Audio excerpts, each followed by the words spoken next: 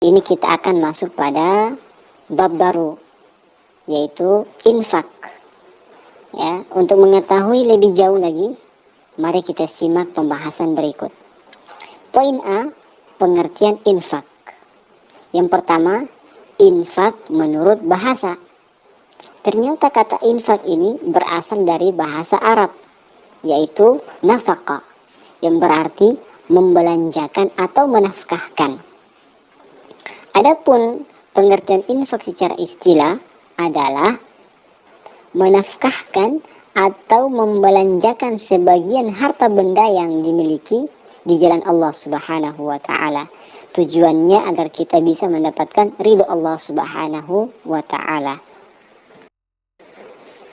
Adik-adik soleh-soleha, infak ini adalah perbuatan yang mulia, bahkan langsung diperintahkan oleh Allah Subhanahu wa Ta'ala. Untuk itu kita masuk pada poin B, dasar atau dalil infak. Yang pertama dari Al-Quran. Allah Subhanahu wa Ta'ala menyebutkan di dalam surah Ali Imran ayat 92, lan tanalul birra hatta tunfiku mimma tuhibbun wa ma tunfiku min syai' fa innallaha bihi alim.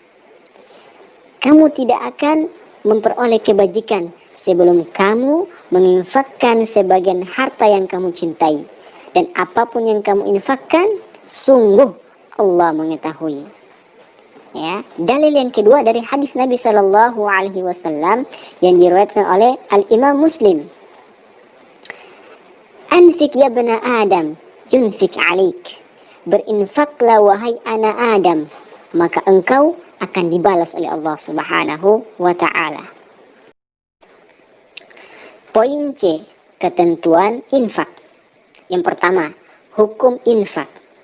Hukum infak ini ada bermacam-macam. Di antaranya, 1. Infak wajib. Contoh, membayar zakat, membayar mahar pengantin, menafkahi istri yang ditalak dan masih dalam waktu iddah. 2. Infak sunnah. Contoh, infak untuk perjuangan di jalan Allah Subhanahu wa Ta'ala, seperti membeli paket data supaya bisa setoran hafalan Quran, supaya bisa belajar fikih, supaya bisa belajar sejarah kebudayaan Islam. Ya, itu adalah bentuk daripada perjuangan di jalan Allah Subhanahu wa Ta'ala. Karena orang yang belajar ilmu agama, dia sedang berjihad di jalan Allah Subhanahu wa Ta'ala.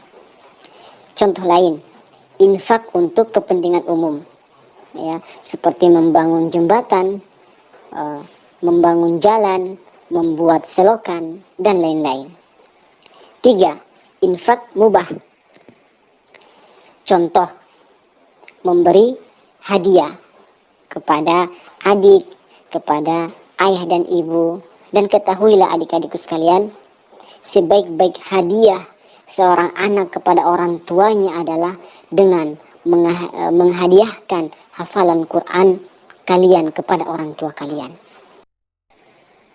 4. Infak haram. Contoh, infaknya orang non-muslim untuk menghalangi syariat Islam. Atau contoh lain, infak bukan karena Allah, memberikan sumbangan di masjid, tapi pengen mendapatkan pujian orang lain, agar orang mengatakan dia dermawan, agar orang mengatakan dia baik hati. Oleh sebab itu, kita masuk pada ketentuan infak yang kedua, yaitu rukun infak. Pertama, pemberi infak.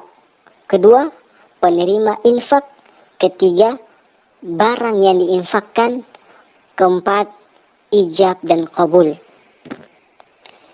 Adapun ketentuan infak yang ketiga adalah syarat infak. Syarat infak yang pertama adalah syarat infak untuk pemberi infak, yaitu 1. Orang yang memiliki harta berlebih. 2. Ikhlas karena Allah Ta'ala. 3. Tidak menyebut-nyebut infak yang telah diberikan. 4. Tidak menyakiti orang yang menerimanya. Syarat yang kedua, yaitu syarat barang yang diinfakkan. Pertama, harta yang boleh didistribusikan, yang boleh disalurkan. Kedua, terpilih. Ketiga, harta yang diperjualbelikan. Keempat, orang yang sah pemiliknya. Kelima, sah menerimanya.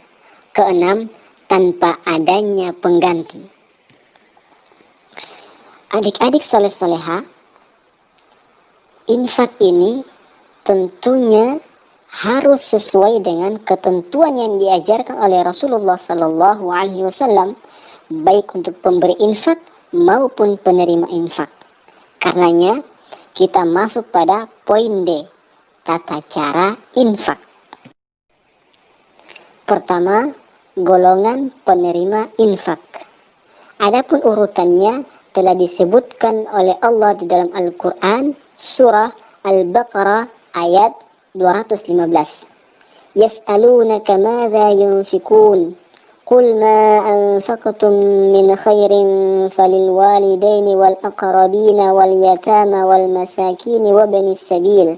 Wa ma taf'alu min khairin fa innallaha bihi alim. Mereka bertanya kepadamu Muhammad tentang apa yang harus mereka infakkan.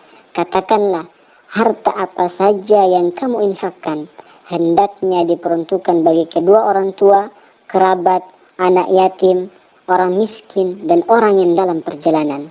Dan kebaikan apa saja yang kamu kerjakan, maka sesungguhnya Allah Maha mengetahui.